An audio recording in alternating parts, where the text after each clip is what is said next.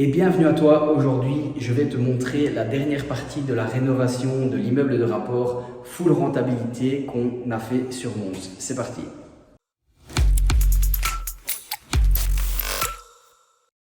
Et avant toute chose, pense à t'abonner, pense à mettre un petit pouce. Ça fera beaucoup de bien, en tout cas à notre chaîne, et ça va nous permettre de continuer à t'envoyer une vidéo chaque semaine. Alors aujourd'hui, comme je l'ai dit tout à l'heure, je vais te faire le tour du propriétaire. Par rapport à la vidéo 1 et à la partie 2, tu vas voir énormément de différences. Ici, on est vraiment sur la fin du chantier. C'est loué et on est quelques jours avant la rentrée des locataires. C'est parti. Voilà, donc ici, on est dans la partie du commerce. Tout au long de la vidéo, on te remettra des petits flashs de ce que ça ressemblait, ce à quoi ça ressemblait avant, et tu verras qu'il y a eu pas mal de changements. On avait donc un escalier qui arrivait ici tout au début. Cette cloison qui sépare à l'heure d'aujourd'hui le commerce du couloir n'existait pas. C'était une entrée commune et tous ces plafonds RF ont été bien sûr refaits à neuf. Alors ce qu'on a fait également, c'est, tu vas pouvoir voir, c'est la toilette qui a été refaite. On a remonté un mur pour solidifier le bâtiment. On a refait toute cette partie-ci, donc nouvelle. Hop, comme ceci. Donc on a des évacuations ici pour accueillir une future petite cuisine éventuellement si ça venait à être un bureau. Donc voilà, on hésitait à mettre le budget pour faire quelque chose de propre dans cette surface commerciale. Finalement, on n'a pas trop hésité sur le budget. Comme on fait pas mal nous-mêmes, ça ne nous a pas trop coûté les yeux de la tête. Mais c'est vrai que niveau timing, c'était assez chaud. Il y a une grande cave, mais rien n'a changé à la cave. Donc pas vraiment d'intérêt d'y aller.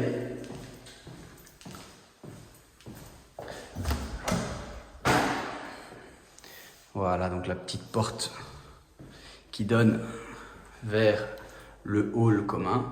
Donc ici on a un hall commun qui reprend les deux compteurs électriques, celui pour le bas, celui pour le haut, le compteur d'eau pour le haut, et on rentre directement dans l'appartement avec bien évidemment une porte coupe-feu. On a une lampe automatique. On a refait tout cet escalier. Donc ici, il y avait un mur existant qu'on a supprimé et l'escalier monte directement. Donc tu te souviens de ce mur qui était déjà à l'époque comme ça, donc ça c'est un point fort. On a bien sûr refait les châssis, on a vitrifié le sol, on l'a récupéré, on l'a poncé. Cette petite table, tu l'avais vu en story, mais c'est une vieille porte de grange qu'on a récupérée. Tu connais les classiques de chez Ikea. Alors cette cuisine qui est juste magnifique. Donc petite cuisine d'étudiants, plafond qu'on a conservé, petit frigo intégré et tout le nécessaire pour avoir le moins d'emmerdes possible. Alors ce qui a pas mal changé également, c'est le WC. Donc WC suspendu, on a le compteur, voilà. On a donc directement la salle de bain qui n'était pas existante avant. Donc salle de bain classique, meuble de chez Ikea, ça on se casse généralement pas trop la tête. Et la douche à l'italienne, totalement carrelée, avec une petite baie pour mettre tout ce qui est gel douche. Toujours efficace, toujours pensé, optimisé. Espace poubelle, le Wi-Fi est déjà là, bien évidemment. Et on rentre directement dans les deux chambres qu'on a créées, qui n'existaient pas du tout. Alors ces chambres, leur particularité, c'est qu'on en a fait des chambres sur deux niveaux. Donc on a un premier niveau qui accueille plus le bureau, rangement, petit divan éventuellement, petite TV pour l'étudiant qui souhaite. Ensuite on a fait des mezzanines, donc mezzanine en bois avec un plancher qu'on a simplement mis très efficace. On a des prises pour brancher son ordinateur, son téléphone depuis son lit. On a un interrupteur pour éteindre la lampe depuis son lit. C'est plutôt bien pensé. On voit qu'on n'est pas à notre premier investissement. On a la seconde chambre du rez-de-chaussée, du premier. Donc ici pareil, une grande chambre avec des hauts plafonds, petit bureau, tringle, escalier et mezzanine. Voilà, simple, efficace. Je vous laisse imaginer que les chambres se sont louées très très rapidement. Et hop là. Donc cet escalier qu'on a fini correctement et particulièrement bien rénové. Donc ici on arrive dans la troisième chambre. Donc chambre très lumineuse, grande chambre. Donc, dans toutes les chambres on a des lits 2 personnes. Alors on va mettre dans le coin pour qu'on puisse voir à quel point il y a de la place. Voilà. Nous, c'est toujours nous qui mettons les meubles de base, le lit, le bureau, la tringle. Ça évite qu'à chaque fois qu'un étudiant parte, il fasse des coups dans les murs en déménageant ses meubles. C'est toujours assez problématique. Donc voilà, pour le prix que ça coûte. On a donc fait ici, on hésitait avec une deuxième douche. Finalement, on a simplement fait un évier avec une toilette. Voilà, pour toujours plus de luxe. L'avantage, c'est que voilà, ils ne doivent pas descendre. Les 2 étudiants du haut sont assez indépendants. S'ils veulent juste se débarbouiller, ils peuvent faire tout ça ici. Pareil pour aller aux toilettes. Et donc la 4e chambre.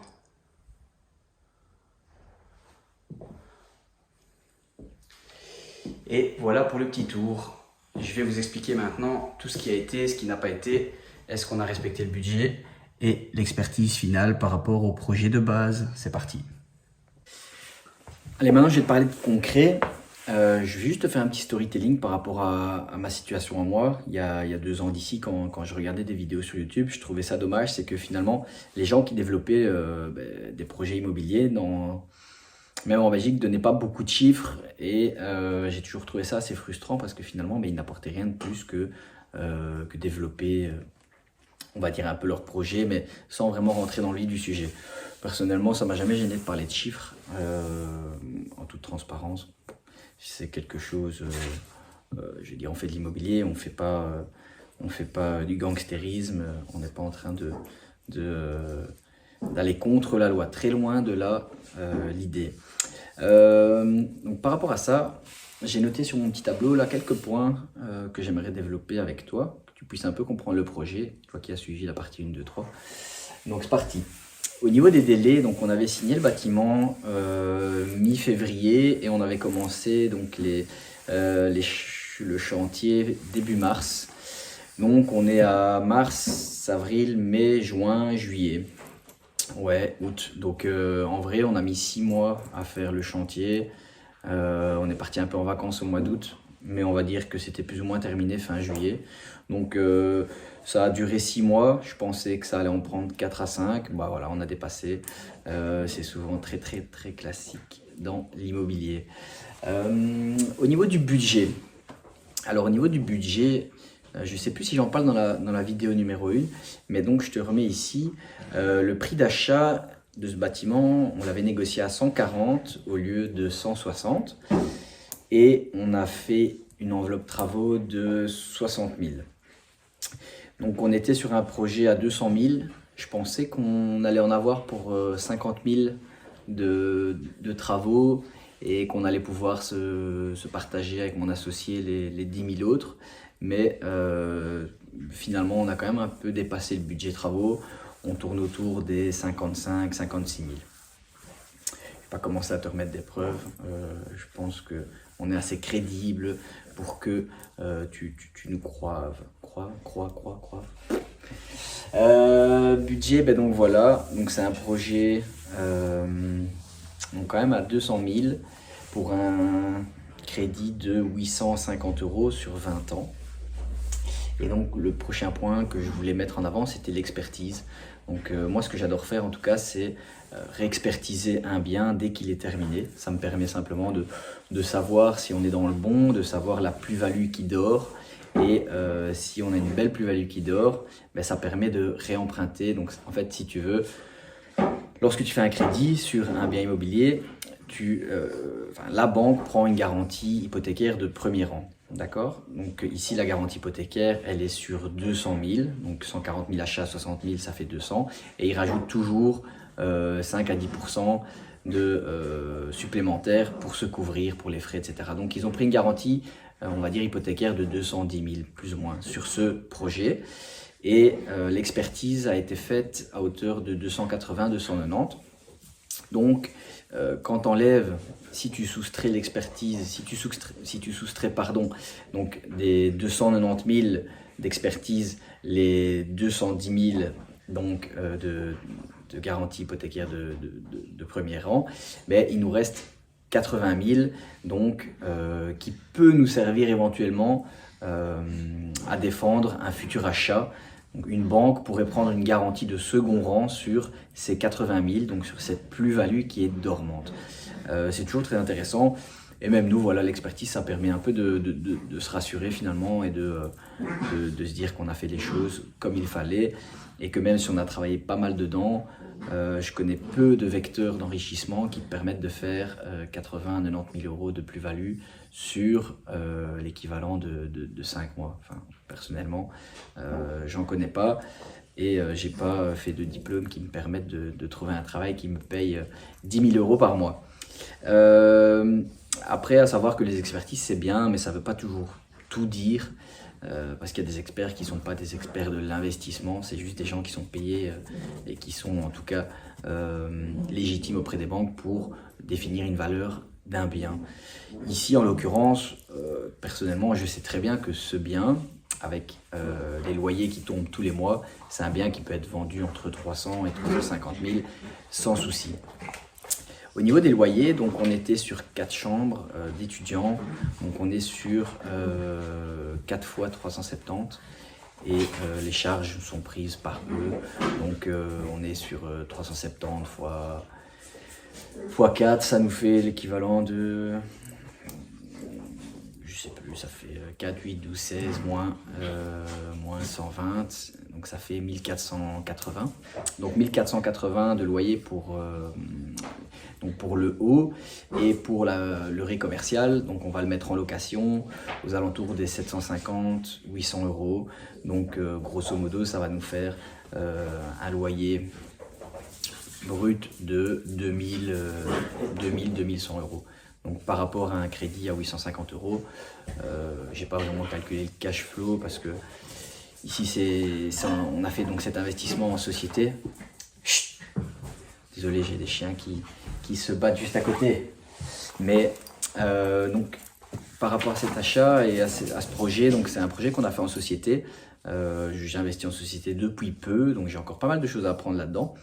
Mais on n'a pas calculé le cash flow parce que l'objectif, en plus ici on a fait un différé de crédit, donc c'est-à-dire que pendant 18 mois, on ne rembourse que les intérêts du crédit.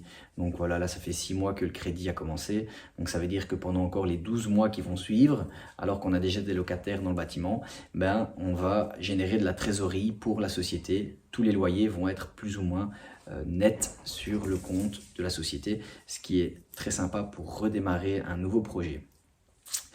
Je pense qu'on a fait un peu le tour au niveau des loyers, etc. Qu'est-ce qui a été un peu compliqué dans ce bâtiment? Finalement, c'est l'ajout de compteurs, c'est la suppression de compteurs, c'est des frais qu'on n'avait pas trop prévus. Il faut savoir que rajouter un compteur d'eau, ça coûte plus ou moins 1500 euros. Dans ma budgétisation et dans mon budget de base, c'était pas trop prévu. Donc c'est ça qui a fait un peu péter l'enveloppe. À part ça, le projet s'est plutôt très bien passé. Donc voilà, pas trop de couac. Donc j'espère que cette vidéo en tout cas t'a donné envie d'investir et justement change un peu ta vision sur l'immobilier, et j'espère que tu te rends compte que tout est possible dans l'immobilier et que c'est un très bon moyen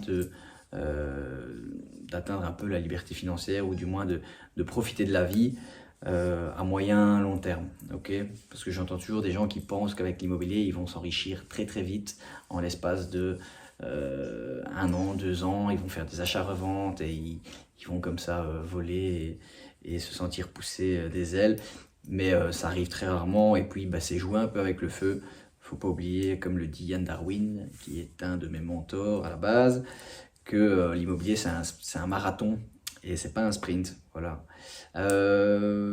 Si tu as kiffé la vidéo, lâche un petit pouce, ça fera plaisir et ça donnera de la motivation pour la suite. Pense à t'abonner, active la petite cloche également. Et voilà, j'espère que en tout cas ce projet t'aura plu et je te dis à très très bientôt. Ciao.